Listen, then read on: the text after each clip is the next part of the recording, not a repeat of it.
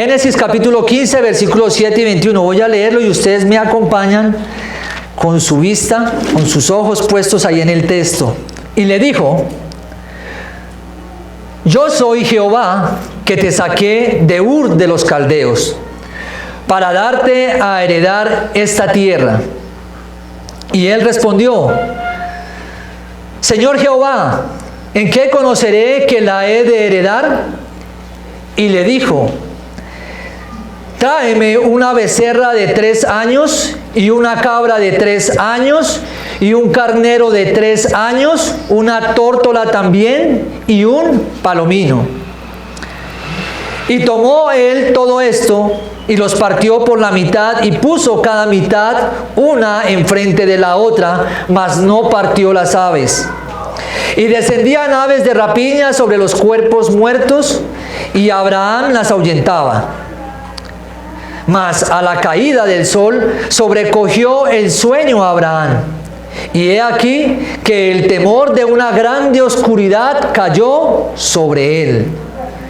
Entonces Jehová dijo a Abraham: ten por cierto que tu descendencia morará en tierra ajena, y será esclava allí, y será oprimida 400 años. Mas también a la nación a la cual servirán, juzgaré yo, y después de esto saldrán con gran riqueza. Y tú vendrás a tus padres en paz, y serás sepultado en buena vejez. Y en la 4ª generación volverán acá, porque aún no ha llegado a su colmo la maldad del amorreo hasta aquí.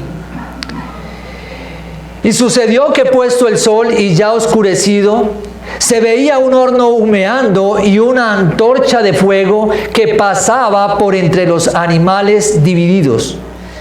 En aquel día hizo Jehová un pacto con Abraham, diciendo: a tu descendencia daré esta tierra, desde el río de Egipto hasta el río grande, el río Éufrates, la tierra de los ceneos, los ceneseos, los cadmoneos, los eteos, los fereceos, los refaitas, los amorreos, los cananeos, los gergeseos y los jebuseos.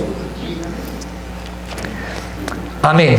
Esta es la palabra del Señor, la cual vamos a colocar toda nuestra atención en esta mañana. Amén. Vamos a orar. Padre bendito, te damos gracias en esta hora por tu palabra, por tu misericordia y tu bondad una vez más en esta mañana que nos permite venir a tu palabra y a extraer de ella estos tesoros, estas piedras preciosas que están allí para nosotros, Padre, para todo aquel que camine por en medio de estas páginas. Gracias, Padre, por tu revelación, y gracias también por tu Santo Espíritu, quien nos guía y nos da el entendimiento para poder entender esta tu palabra, y no solamente entenderla, sino también aplicarla. Oramos para que sea ella ayudándonos a tener una mente como la de Cristo, a vivir como Cristo y a tener una vida piadosa, confiada y segura en tus promesas. Te damos gracias, Padre, en esta hora. Oro para que uses esta vasija, bendito Señor, en tu misericordia y en tu favor, porque es a ti a quien necesitamos oír. Es tu palabra la que nuestra alma necesita. Oramos, Padre, para que en cada corazón haya disposición. En cada corazón donde hay una necesidad que tú la conoces, hables y traigas consuelo y esperanza a esta alma. Te damos gracias en el nombre de Jesucristo, tu Hijo. Amén. Desde que entró el pecado a la humanidad, hay algo que ha estado sujeto a la humanidad, al hombre, a la mujer. ¿Saben qué es? El temor. Desde que entró el pecado, sí, el pecado entró, pero hay algo que desde que el pecado entró a raíz de lo que hizo Adán y Eva, algo se implantó en el corazón del hombre, y eso es el temor. Por eso constantemente, aún como creyentes, vivimos cargados y llenos de temor, llenos de inseguridad, y aún llegamos a dudar de aquellas promesas que Dios nos hace. ¿Es así? Sí, es así.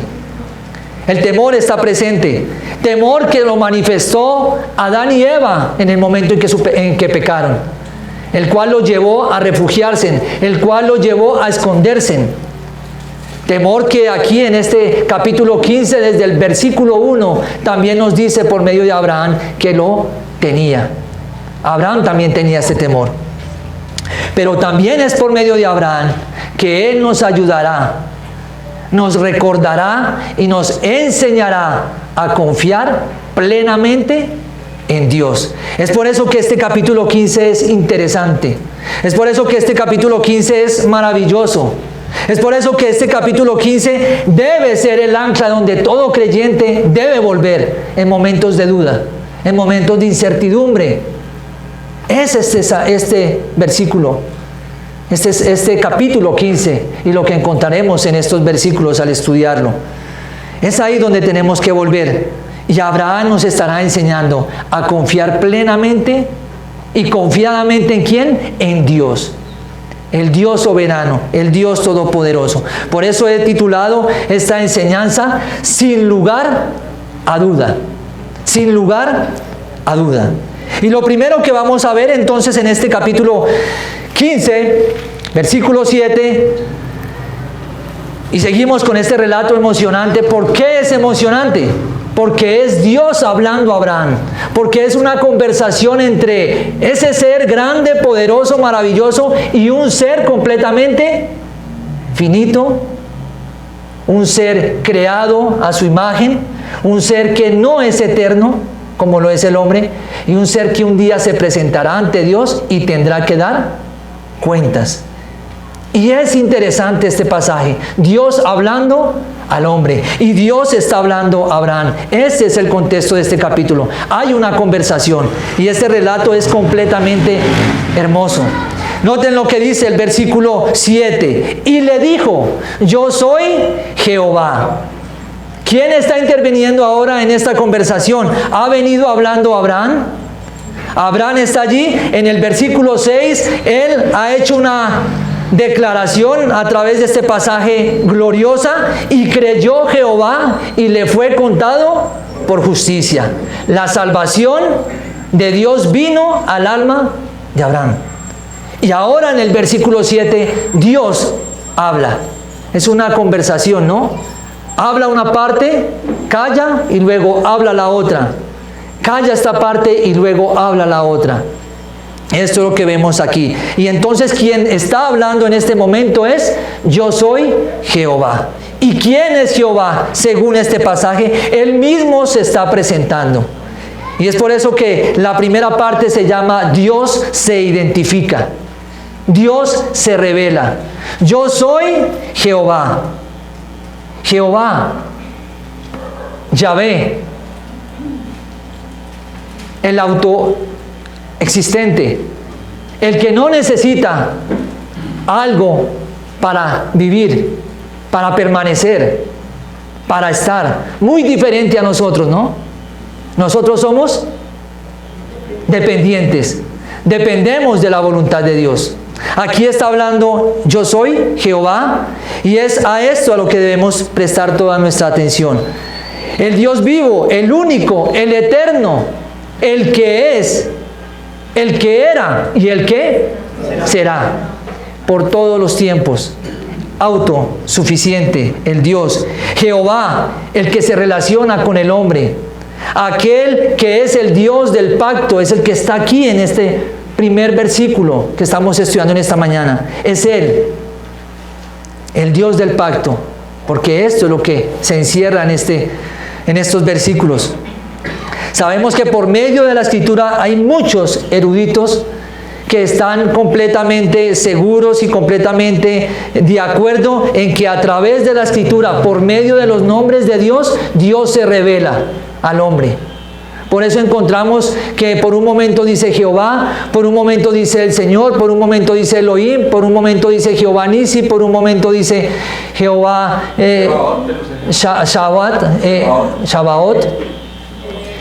Jehová de los ejércitos, y muchos tantos nombres. ¿Por qué? No es por llenar un espacio, es porque allí Dios necesita que se le conozca. No necesita, desea. Y eso es lo que está haciendo Dios, revelándose aquí al hombre por medio de este nombre, Jehová, Entonces, ahí lo vemos. El que existe por sí mismo, lo dije anteriormente, independiente, que no necesita de nada, muy diferente a nosotros. Por más autosuficientes que nos creamos ser, necesitamos de Dios. Si usted hoy respira, si usted hoy despertó y abrió sus ojos, no fue porque usted lo planeó, no fue porque usted lo diseñó, fue porque Dios lo deseó. Dios lo quiso así, y es lo que va a pasar, es lo que está pasando. Alguien dijo, yo soy Jehová, es decir, el Dios que se identifica personalmente con su pueblo y el que cumple su promesa. Esto le está diciendo, porque el contexto de estas palabras es porque hay una pequeña duda, no incredulidad, pero hay una duda. ¿Qué más dice el texto? Yo soy Jehová, que te saqué de Ur de los Caldeos, para darte a heredar esta tierra. Esto nos dice algo muy importante. ¿Quién fue y quién es? Dios mismo, el que sacó ¿a quién? Abraham de Ur de los Caldeos. Él fue en su soberana voluntad quien lo trajo, quien le mostró y quien le direccionó hacia dónde debía ir. Y ahí lo encontramos. Ese es el lugar. Poderosamente Dios llama a Abraham de ese lugar donde él estaba, un lugar cargado de paganismo, un lugar cargado de idolatría, cuyo Dios máximo entre muchos dioses era el dios Luna, al cual ellos adoraban. ¿Sí? Hay muchos lugares donde usted va, hoy en día vemos muchos dioses, pero siempre va a predominar alguno en alguna región. Y aquí estamos entonces en Ur de los Caldeos. Dios ha sacado a Abraham de allí, y allí está este Dios máximo con D minúscula, y era la luna. Esa era su máxima deidad. Este lugar llamado Ur de los Caldeos era un lugar donde se complacía la carne. Era un lugar donde a la carne se le daba la libertad, donde la carne lo que pidiera se le llevaba. Eso era Ur de los Caldeos. Y noten de dónde saca entonces Dios a Abraham. Dios lo coloca allí, coloca su mirada en Abraham, y de allí lo va a sacar. De allí lo va a traer. Un lugar cargado ¿de qué? De deleitarse en la carne. Darle complacencia a la carne. Pero no solamente le dice esto, lo saca para darle a heredar esa tierra que está hablando y está mencionando aquí Dios. Dice, para darte a heredar esta tierra. Abraham en este momento tiene sus pies no en Ur de los Caldeos, sino en donde, en Canaán. Allí es donde están los pies de Abraham en ese momento. Dios está hablando con él. Esa es la conversación en Canaán. Y es en esa tierra, en ese lugar donde Dios quiso. Y Él escogió y Él planeó revelarse al resto del mundo. Es allí en Canaán. ¿Esto en dónde está pasando? En Canaán. Dios le plació hacerlo ahí. ¿Por qué digo esto? Porque es ahí donde se está revelando a este patriarca, es ahí donde se está revelando a nuestro Padre de la fe, es ahí donde se va a revelar y va a revelar la ley de Dios. Es en esa región. No solamente va a revelar su ley, también va a revelar y va a dar profetas. ¿Es importante este lugar entonces? Sí. Va a dar profetas. No solamente va a dar profetas, el Mesías vendría de allí. Varias razones, ¿no? ¿Por qué es importante Canaán? Pero en ese momento, Canaán no es lo que se pensaría que debía ser. Y esto suena significativo para nosotros. Para cada uno de nosotros, lo que hemos leído acá es significativo. Porque ¿saben qué simboliza Ur? Ur de los Caldeos simboliza la vida vieja para el creyente. Ur de los Caldeos simboliza una vida sin Cristo. Ur de los Caldeos simboliza una vida sujeta a los placeres de este mundo. Ur de los Caldeos simboliza libertad para pecar. Eso es lo que simboliza Ur de los Caldeos. Simboliza hedonismo. Que hablábamos, ¿qué era esto? Hedonismo. Es darle placer a la carne. Lo veíamos hace 8 días. Egoísmo. Y eso es Ur de los Caldeos. ¿Y qué representa entonces para nosotros Ur de los Caldeos? La vieja vida. La vida en la cual le dábamos la espalda a Dios. La vida en la cual estábamos sin Cristo. Pero ¿qué significa y qué simboliza Canaán? Una vida nueva simboliza Canaán. Canaán simboliza una vida que está sujeta a Cristo. Canaán significa una vida que es gobernada por Dios. Eso es lo que simboliza Canaán. Canaán simboliza que nuestros deseos están sujetos a Dios y a nuestro Señor. ¿Por qué es significativo esto entonces? ¿Por qué para nosotros y por qué especial? Porque al igual que Abraham, nosotros también fuimos sacados, ¿de dónde? De Ur de los Caldeos, de una vieja vida. Somos sacados de allí, si es que nuestra fe está en Dios, para vivir para Él. Él nos sacó, Él nos llamó. No fue usted a tientas buscando a Dios, como algunos piensan. Es Dios sacando, es Dios trayendo, atrayendo hacia Él. Es Dios quien lo está haciendo y nos ha traído de Ur de los Caldeos. Y es por eso que es importante, hermanos, hermanas, amigos que están aquí, el saber en qué lugar están puestos nuestros pies. ¿Dónde está Abraham? Parado justamente en Canaán. Él no tiene un pie en Ur de los Caldeos y él no tiene un pie en Canaán. ¿Es necesario o tener los dos pies en Ur de los Caldeos, una vieja vida, o es necesario tener los dos pies en Canaán, una nueva vida? Pero no podemos caminar en dos lugares. Eso es lo que nos está mostrando este primer versículo. Podemos estar en el mundo. Esto es vivir conforme a este sistema pecaminoso, porque estamos en el mundo, ¿no? Pero una cosa es estar en el mundo y otra cosa es formar parte del mundo. Y eso es el sistema pecaminoso. Así que podríamos preguntarnos, ¿cómo hago para saber en qué lugar estoy? Pues bien, ¿qué contemplan tus oídos? Es una buena pregunta. Las cosas de este mundo, las conversaciones de este mundo, la música de este mundo, ahí te identificas en dónde estás parado. ¿Qué contemplan tus ojos? Lo que miras en tu celular, ¿qué lees? ¿Qué programas ves? Eso identifica en qué lugar estamos parados. Y eso es una respuesta que solamente puede dar ¿quién? Cada uno, independiente. ¿Qué contempla tu mente?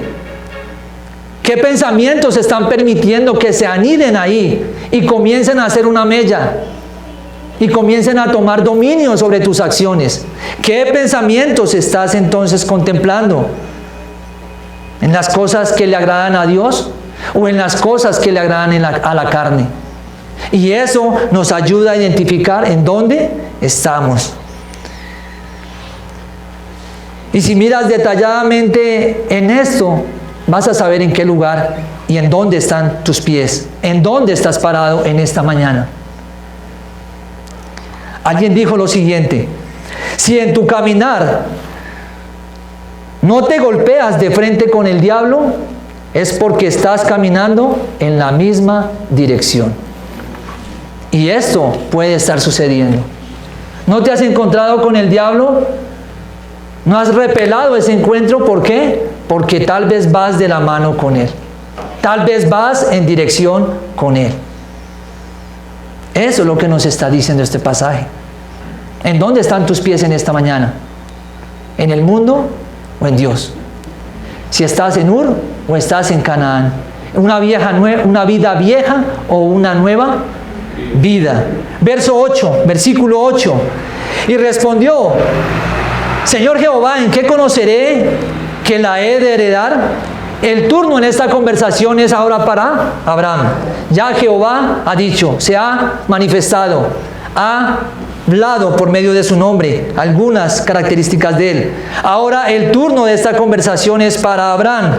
Y dice: Señor Jehová, Adonai, soberano, el Dios supremo. Es lo que sale de la boca de Abraham. Por eso lo que él va a preguntar acá no es de incredulidad, porque él sabe ante quién está parado.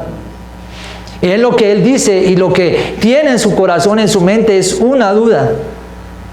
Y esta es la declaración que viene, por supuesto, de haber leído Génesis capítulo 15, el mismo que estamos en el versículo 6. Y creyó a Jehová y le fue contado por justicia. ¿Quién, si no puede creer de esta manera, puede decir que está ante un Dios así? Y la pregunta que le formula Abraham entonces a Dios es: ¿en qué conoceré? ¿En qué estaré seguro? ¿Qué confianza tendré? ¿Qué ancla podré yo aferrarme para saber que eso que dices es lo que sucederá? Es una pregunta honesta, ¿no? ¿Quién no se ha preguntado: Dios, ¿será que lo que tú me dices en tu palabra es verdad? ¿Será que cumplirás lo que acabo de leer, lo que me acabas de decir por medio de tu palabra? ¿Sería una pregunta necia entonces la de Abraham? No. Es una pregunta que cualquiera de nosotros, simples mortales, podemos hacer a un Dios grande. Y ¿cómo sé entonces, en medio de tantas promesas, que se va a cumplir? ¿Será que tú perdonas mis pecados? Primera carta de Juan, capítulo 1, versículo 9. ¿Será que tú eres en verdad mi buen pastor? Salmo 23. ¿Será que tú eres mi roca firme, mi roca eterna, como lo dice en el Salmo 31? Esas preguntas no las hacemos. Segunda parte, la señal de la confirmación, versículo 9. Y le dijo: tráeme una becerra de 3 años, y una cabra de 3 años, y un carnero de 3 años, y una tórtola también, y un palomino. Dios ahora dará una evidencia para mostrarle a Abraham que lo que él ha dicho se cumplirá, que se hará. Darle seguridad a Abraham de lo que Dios le prometió. ¿Y qué le manda hacer a Abraham? A traer algunas cosas. Un imperativo: tráeme. No le está diciendo: si quieres, Abraham, puedes traerme estas cosas. Le está diciendo: tráelas. Y es Dios quien está hablando, aquel que cumple todas sus promesas, y no faltará ninguna de ellas.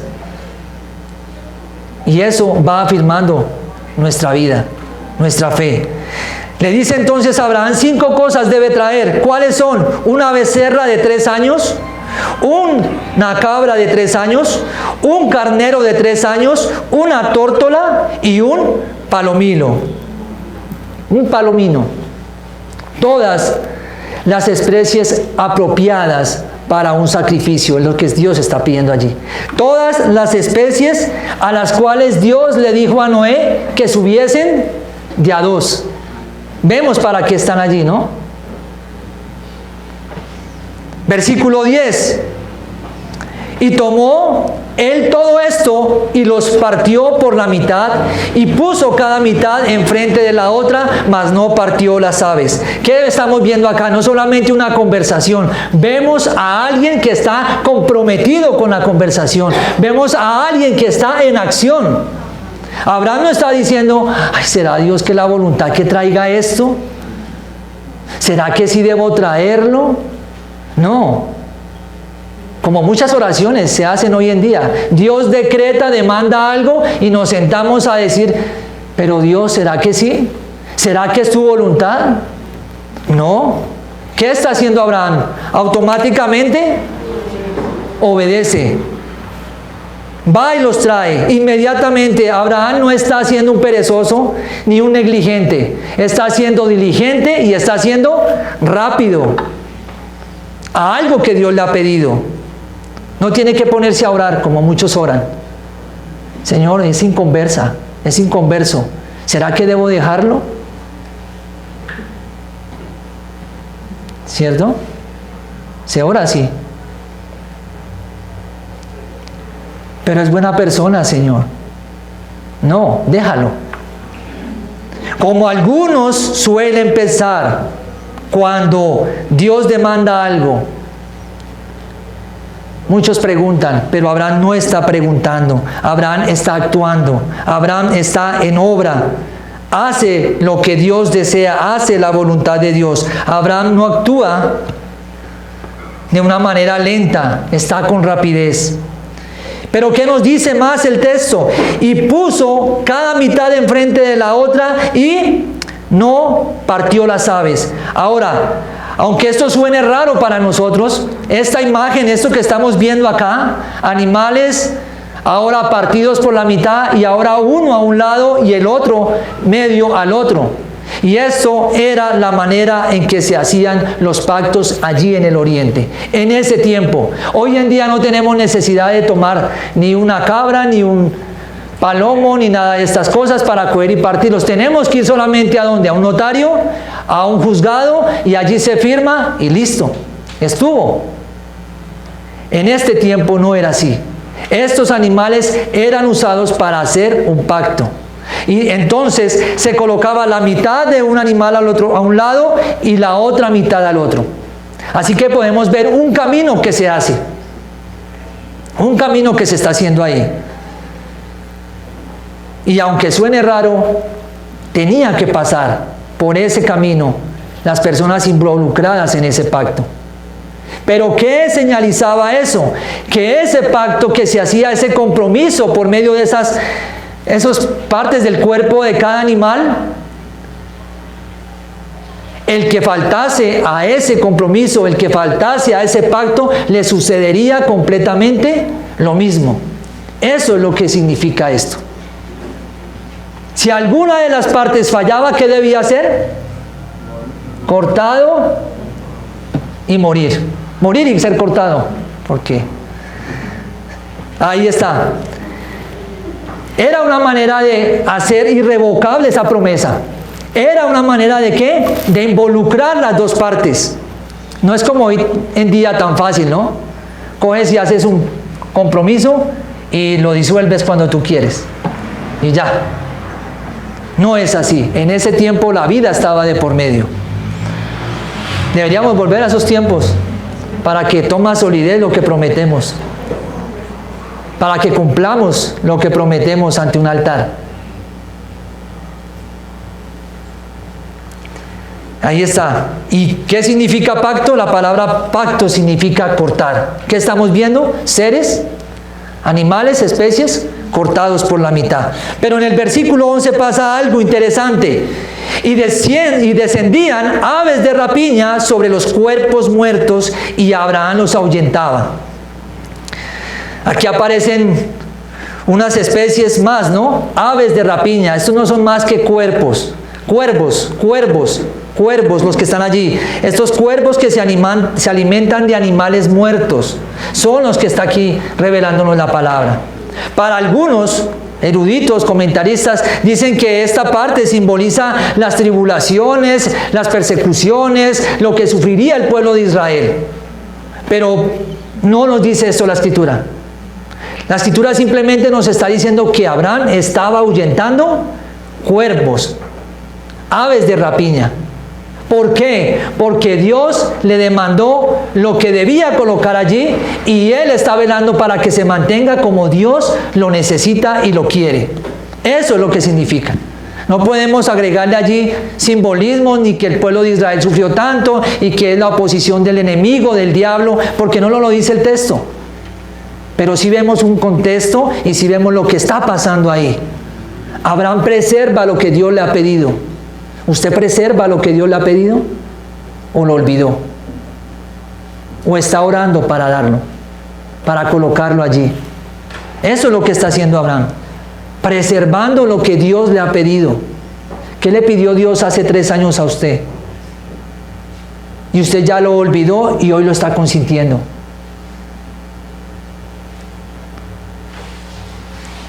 Aquí lo vemos. Tercera parte, la aprobación. Versículos 12 al 16. Abraham ahuyentaba estas aves, mas a la caída del sol sobrecogió el sueño a Abraham.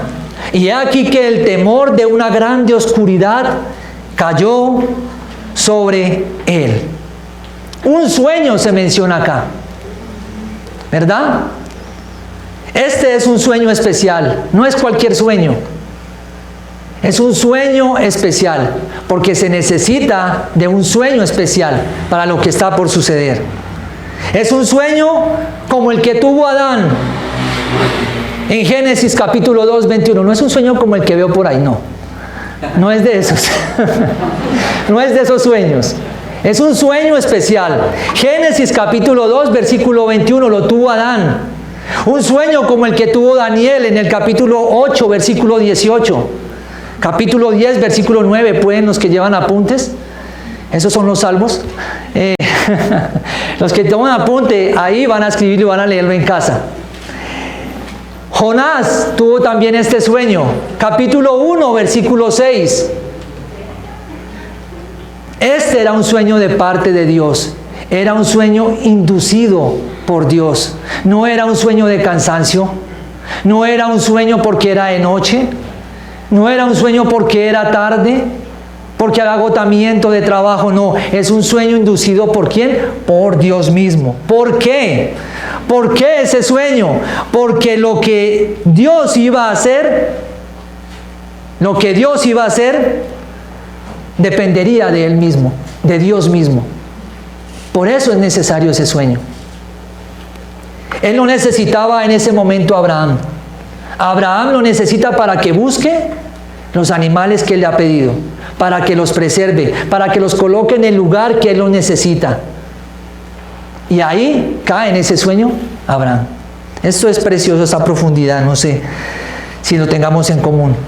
Y esto es lo que nos muestra que esto será un pacto unilateral. Solo uno pasará por el camino.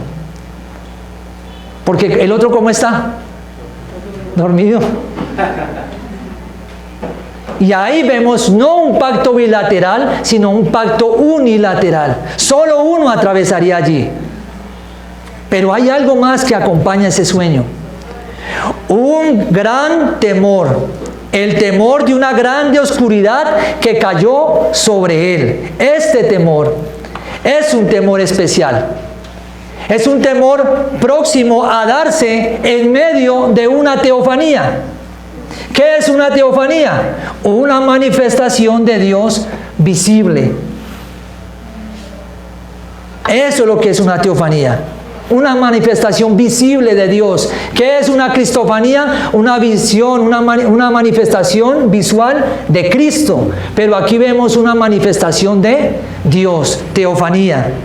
Y eso es lo que está por pasar. Este temor acompaña esa manifestación. Acompañó en Isaías capítulo 6, versículo 5.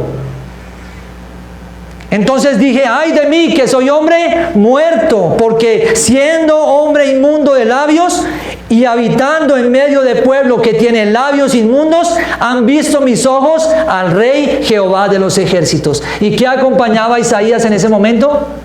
Temor. Juan en la isla de Patmos, ¿qué lo acompañaba allí? Temor.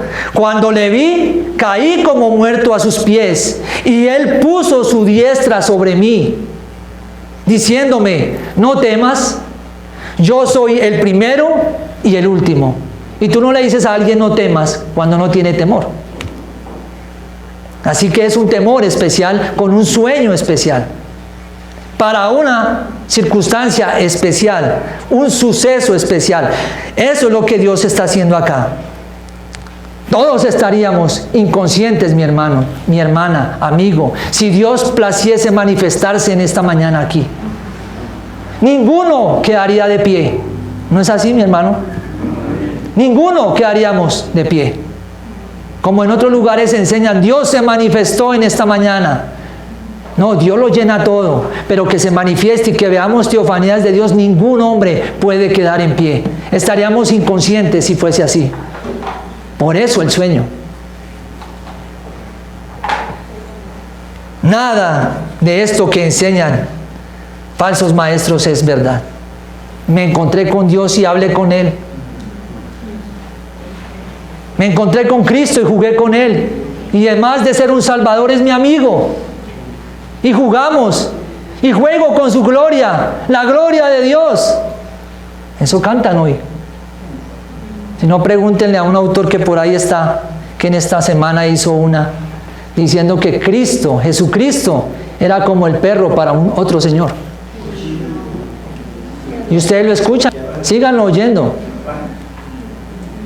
Sigan oyendo. Esa es la teología de él ahora. Que para él es el perro. Para un señor es un perro. Jesucristo para él. Por ahí anda en las redes. Miren lo que escuchan. Oigan con atención. No lo que dice ser cristiano, es cristiano. No solamente eso. Dice el versículo 13. Entonces Jehová dijo a Abraham: ten por cierto que tu descendencia morará en tierra ajena y será esclava allí y será oprimida 400 años. El contenido de este versículo es una profecía, ¿verdad? Lo vemos. Pero es una profecía nacional, no es personal a Abraham.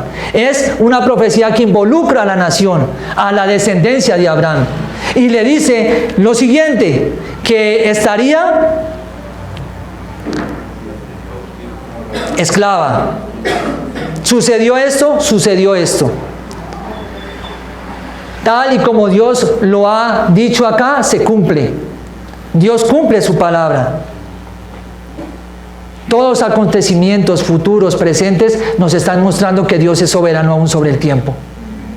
Por eso esto es importante, estas palabras, estas profecías que vemos, no, se cumplió y se puede chulear, se puede rodear. No, es mostrándonos la Escritura que lo que Dios dice, lo promete, lo cumple y se hace. Aún los tiempos están sujetos a Él. Y ya veremos por qué los tiempos. Será oprimida 400 años. Esto es una cifra redondeada, porque en Éxodo capítulo 12 se nos habla de 430 años. Pero sin embargo, el autor Moisés está dando un aproximado, rodeando 400 años. Versículo 14. Mas también a la nación a la cual servirán juzgaré yo. Y después de esto saldrán con gran riqueza. Profecía que también se cumple. Dios mismo se encargaría. Él no está diciendo: Abraham, encárgate. O mira, en futuros, en tiempo que vendrá, Josué vendrá y hará ajustes allí en esa nación. No, está diciendo que Él mismo. Josué estuviese allí presente es otra cosa. Que Josué estuviese al mando no es más que es un instrumento de Dios para levantar y hacer juicio contra Canaán. Eso es lo que vemos. Porque también vemos aquí el cumplimiento de la palabra. En Génesis capítulo 12, versículo 3, cuando Dios le dice a Abraham: bendeciré a los que te bendijeren, pero también maldeciré a los que te maldijeren. Dice la palabra, ¿no? Recordemos cómo Dios toma a los egipcios, cómo los toma y los castiga por medio de ¿qué? De las plagas. Está entonces, Dios mismo se encargará de llevar completamente eso. Dios mismo se encargará de obrar. No es Josué, no es la descendencia de Abraham, es Dios haciendo juicio a la nación de Canaán. Es Dios mismo. Lo hizo, las plagas. Tomó los ejércitos del faraón y ¿qué hizo en medio del agua? Las envió, cerró ese camino que hizo y ellos fueron consumidos. ¿Quién hace esto? Dios. No lo hace Moisés, no lo hace Josué, lo hace Dios. Se cumple la palabra, porque Él mismo se está comprometiendo. Él mismo está diciendo: yo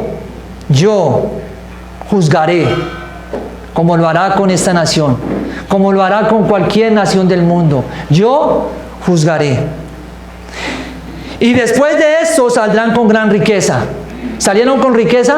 Sí. Tal cual salieron con riqueza. Éxodo capítulo 12, versículo 40. Esto para que veamos el cumplimiento de Dios. Los versículos, las palabras de Dios se cumplen donde Él dice y se compromete. Versículo 15.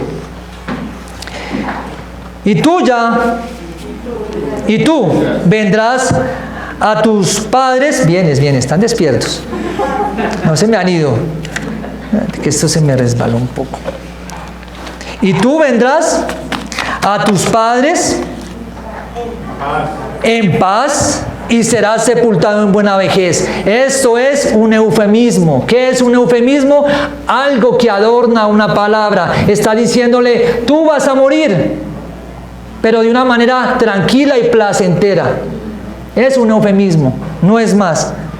Está adornando esas palabras de cómo iba a morir aquí Abraham. Ahora le dice, en buena vejez, teniendo grande bendición. Versículo 16. Y en la cuarta generación volverán acá, porque aún no ha llegado a su colmo la maldad del amorreo hasta aquí. O sea que cada generación eran, ¿cuántos años? 100 años. 100 años, 4 generaciones. Dice que aún volverán. En la cuarta generación volverán acá porque aún no ha llegado el colmo de la maldad. ¿Cuál maldad? La maldad del amorreo. La maldad quiere decir que aún su pecado no había llegado al límite, al tope para la nación del amorreo. Pero esto nos lleva también y nos enseña algo. Y nos lleva a pensar en el camino y en la paciencia de Dios. Aún lo vemos, aún no ha llegado el colmo. Dios estaba siendo paciente con los amorreos. Dios estaba esperando para ese juicio, para que esta nación se arrepintiese. Pero ¿qué encontró? Corazón duro. Y aún nos lleva a nosotros a pensar, ¿estoy a punto de colmar yo la paciencia de Dios? ¿Estoy a punto yo de que Dios diga no más y me corte? ¿O me deje completamente con una mente cauterizada, entregada al pecado? Esto es importante. Este va a ser el fin de este capítulo. Dios es paciente con una nación, esperando que la gente, sus habitantes, algún día se arrepientan. Esto es Dios, misericordioso. Pero también miren a Cristo, quien está allí en medio, siendo paciente para traer libertad. Pero llegará un momento que esa paciencia, ¿qué va a pasar? Se acabará. Llegará un momento que esa puerta estrecha, esa puerta se va a cerrar. Recordemos las vírgenes, Mateo, esa puerta se cerrará. Ahí lo podemos encontrar. La paciencia de Dios es muy diferente a la de nosotros. La paciencia de Dios es diferente. Él es paciente, nosotros explotamos en un momento. Nosotros la acabamos en un momento, pero Dios no, Dios está siendo paciente. Primero, Josué bajó la mano poderosa de Dios, atacó a Canaán, y esto era un acto justo de Dios, porque ellos habían vivido en perversidad. Y segundo, algo que deberíamos pensar nosotros es que, ¿qué será para esta nación si seguimos así? ¿Cómo será entonces el juicio para nosotros? ¿Cómo estará la paciencia de Dios frente a Colombia? ¿Qué pensará de Colombia? Alguien dijo lo siguiente: lo más probable, un autor, es que ya lo hemos cruzado.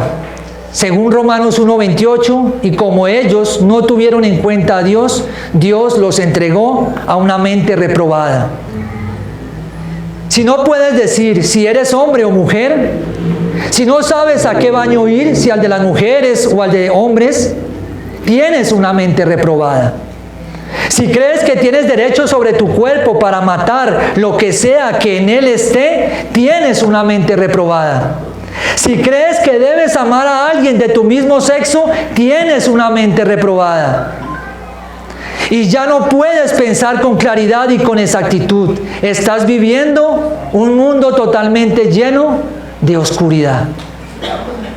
Y esto está sucediéndole a los amorreos y esto está sucediendo actualmente.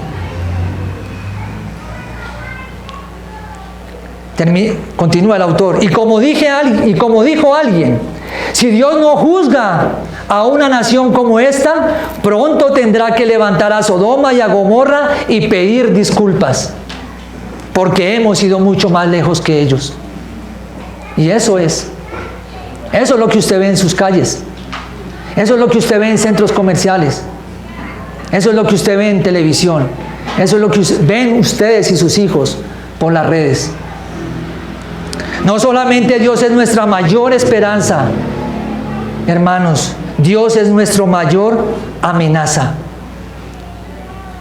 Si vivimos para Él, será nuestra esperanza. Si vivimos en contra de Él, es nuestra mayor amenaza. Termino. La demostración de Dios. Era necesaria la oscuridad allí. 17. Y sucedió que puesto el sol y ya oscurecido, se veía un horno humeando y una antorcha de fuego que pasaba por entre los animales divididos.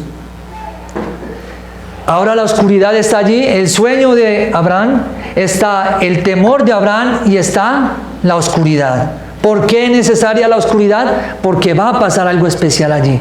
Un horno humeando y una antorcha de fuego. Esa es la manifestación de Dios. Es Dios manifestándose por primera vez en la Escritura. Es Dios allí presente. ¿Y cómo lo hace? Por medio de él.